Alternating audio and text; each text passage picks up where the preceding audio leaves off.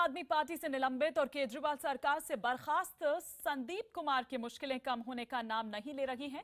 Sex CD में संदीप कुमार के साथ नजर आने वाली महिला एक एनजीओ कार्यकर्ता के साथ सुल्तानपुरी थाने में शिकायत दर्ज करवाने के लिए पहुंची।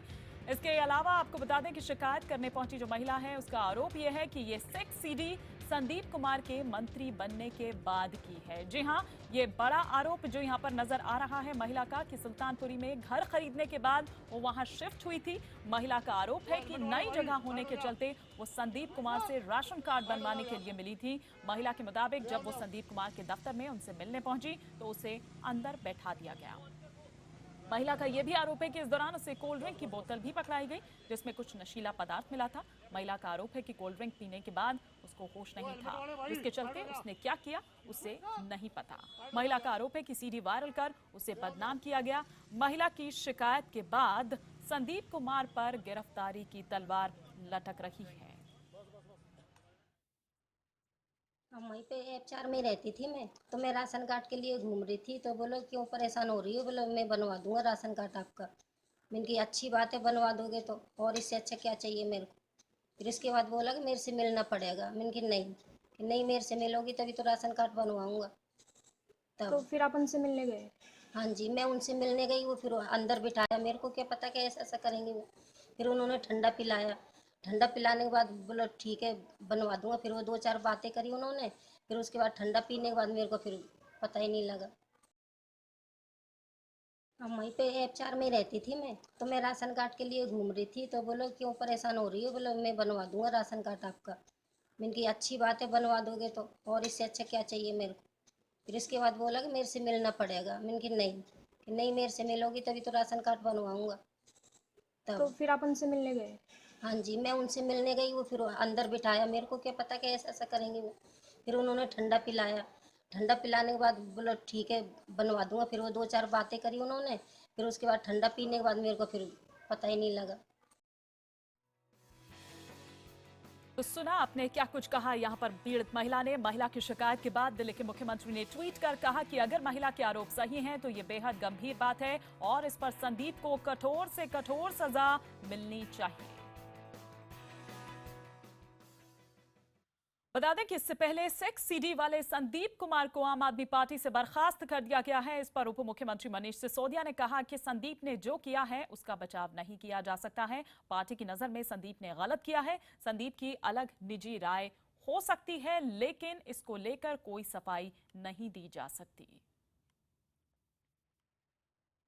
नहीं, पार्टी से कार्रवाई हो रही है संदीप कुमार पे। संदीप कुमार ने जो किया है वो गलत किया है और उनको अभी प्राइमरी मेंबरशिप से सस्पेंड किया गया है और अनुशासन समिति को पूरा मामला दिया गया है। अनुशासन समिति की जो भी रिकमेंडेशन आएगी, जो भी उसकी डिसीजन होगा वो पार्टी फॉलो करेगी, लेकिन उनको प्राइमरी मेंबरशिप से पीएसी ने सस्पेंड कर दिया है आज सुबह डिस्कशन करने के बाद।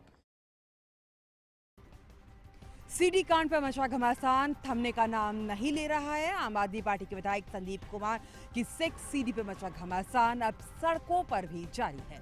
दिल्ली के पूर्व मंत्री संदीप कुमार की अश्लील सीडी सामने आने के बाद दलित समाज के लोगों ने संदीप कुमार के घर के बाहर जमकर प्रदर्शन किया और जमकर नारेबाजी की। प्रदर्शनकारियों का कहना है कि संदीप कुमार ने दलित समाज का नाम खराब किया है। सेक्स सीडी सामने आने के बाद संदीप कुमार को पहले तो मंत्रिमंडल से निकाला गया और अब पार्टी की प्राथमिक सदस्यता से निलंबित कर दिया गया। दिल्ली में एक बार फिर एलजी नजीब जंग और आम आदमी पार्टी आमने सामने है। अब वक्फ बोर्ड की नियुक्तियों पर एलजी ने जारी किया नोटिस। दिल्ली में एक बार फिर आम आदमी पार्टी और एलजी नजीब जंग के बीच तलवारें खिंचती नजर आ रही हैं। दरअसल एसीबी ने वक्फ बोर्ड को नोटिस भेजा है जिसमें वक्फ बोर्ड में नियुक्तियों पर सवाल पूछे गए हैं। वक्फ बोर्ड के अध्यक्ष और एएपी विधायक अमानतुल्लाह खान पर अपने लोगों को वक्फ बोर्ड में नौकरी देने के आरोप लगे हैं। नोटिस मिलने के बाद अमानतुल्लाह खान ने उल्टे एलजी पर आरोप लगा डाले। उन्होंने ट्वीट कर कहा, हमें एलजी से कब्रिस्तान के लिए जमीन मांगी और उन्होंने हमें नोटिस पकड़ा दिया। दरअसल एसीबी को वक्फ बोर्ड में नियुक्तियों में अनियमितता की शिकायत मिली थी, जिसके बाद एसीबी ने वक्फ बोर्ड को नोटिस जारी कर नियुक्तियों पर सवाल पूछे। लेकिन अब नोटिस पर फिर से राजनीति शुरू हो गई है। प्रधानमंत्री नरेंद्र मोदी के IBN7 को दिए इंटरव्यू पर राजनीतिक दलों की प्रतिक्रियाएं भी सामने आ रही हैं। कांग्रेस के वरिष्ठ नेता आनंद शर्मा ने कहा कि प्रधानमंत्री का बड़बोलापन वास्तविकता को नकार नहीं सकता है। पीएम मोदी ने गुजरात में बदले की भावना से काम किया है। गुजरात में अधिकारी प्रताड़ित किए गए हैं। यही नहीं, कांग्रेस नेताओं के खिलाफ भी बदले की भावना से कार्रवाई की गई है। कांग्रेस के मुख्यमंत्रियों पर, पूर्व मुख्यमंत्रियों पर दुर्भावना के साथ, बदले की भावना के साथ प्रधानमंत्री नरेंद्र मोदी जी और बीजेपी की सरकार काम कर रही है। वहीं बीजेपी ने प्रधानमंत्री के सभी दावों को सही ठहराया है। बीजेपी नेता श्रीकांत शर्मा ने कहा कि जीएसटी हमारी सरकार की सबसे बड़ी उपलब्धि है। साथ ही बीजेपी ने पीएम की नसीहत के बाद बेवजह की बयानबाजी पर भी लगाम लगने की उम्मीद जताई है। वहीं आम आदमी पार्टी ने पीएम मोदी को नसीहत देते हुए कहा है कि सिर्फ बोलने से काम नहीं चलता, काम करना भी पड़ता है। नर्सों की हड़ताल पर जाने से मरीजों का बुरा हाल। देश भर के अस्पतालों में डेंगू और चिकनगुनिया के प्रकोप के बीच नर्सों की अचानक हड़ताल पर जाने से मरीज परेशान। दरअसल वेतन भत्तों जैसे 15 सूत्रीय मांगों को लेकर all India nurse staff association आज से अनिश्चितकालीन हड़ताल पर चला गया है, जिसकी वजह से देश भर के सभी अस्पतालों में बुरा हाल है। दिल्ली में एस्मा लगाने के बावजूद दूसरे दिन भी नर्स हड़ताल पर हैं।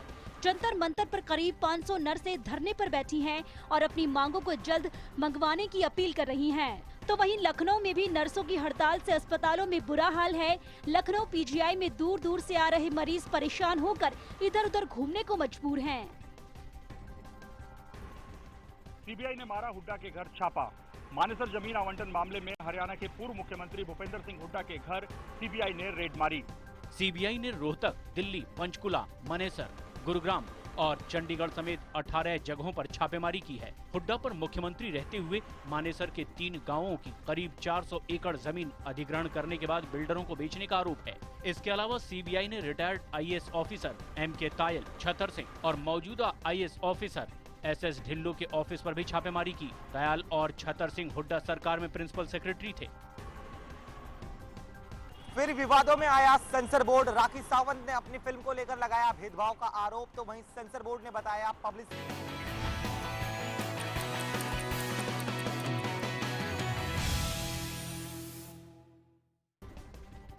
स्कूल में अचानक छात्राएं हो रही हैं बेहोश। बिहार के जहानाबाद के एक स्कूल में एकाएक छात्राएं बेहोश हो रही हैं, जिसके बाद एहतियातन कर दी गई स्कूल की छुट्टी। बिहार के जहानाबाद जिले में बढ़ौना स्कूल में एक अजीबोगरीब वाकया देखने को मिल रहा है। यहाँ 9वीं और 10वीं क्लास की छात्राएं स्कूल में अचानक बेहोश हो जाती हैं और ये सिलसिला पिछले 2 महीनों से चल रहा है। कई लड़कियों को तो बेहोशी के साथ सांस लेने में परेशानी होने की वजह से हार्ट हॉस्पिटल्स में भर्ती कराना पड़ा, तो कुछ लड़कियां 4 दिन बाद होश में आईं। लेकिन हैरानी की बात तो ये है कि डॉक्टर को भी लड़कियों के बेहोश होने की वजह पता नहीं चल पा रही है। अभी हम स्थिर नहीं हैं, भय बना हुआ रहता है कि क्या स्थिति होगी।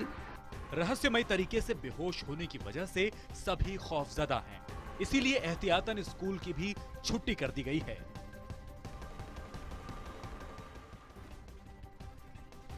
फिर इंसानियत हुई शर्मसार। उड़ीसा के मलकानगिरी में एक पिता के अपनी 7 साल की बेटी के शव को 5 किलोमीटर तक पैदल ले जाने की घटना सामने आई है। दरअसल 7 साल की बच्ची के अस्पताल ले जाते वक्त मौत हो गई। एम्बुलेंस ने माँ बाप के साथ शव को नीचे उतार दिया। माता पिता को अपनी 7 साल की बेटी की लाश हाथों में उठाए 5 किलोमीटर तक पैदल चलकर घर जाना पड़ा। बताया जा रहा है कि बेबस पिता ने एम्बुलेंस ड्राइवर से गुहार लगाई कि वो वापस उन्हें गांव तक छोड़ दे, लेकिन ड्राइवर ने साफ मना कर दिया और शव के साथ उसके माता पिता को उतार कर चला गया। आपको बता दें, कुछ दिन पहले ही ओडिशा के कालाहांडी में पत्नी का शव लेकर पैदल चलते दानामाझी नाम के शख्स की तस्वीरों ने दुनिया को हिला कर रख दिया था।